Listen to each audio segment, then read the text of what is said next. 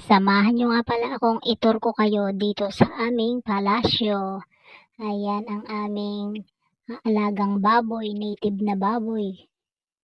Meron din kaming bibe, may mga manok din kami dito. At ito ang aming paligid ng aming palasyo. May mga tanim kaming buko, may dragon fruit, may malunggay, papaya, mangga, at kung ano-ano pa. So makikita ninyo ang aming munting palasyo. Masarap tumira dito. Tahimik, walang gulo, at marami kang tanim na gulay.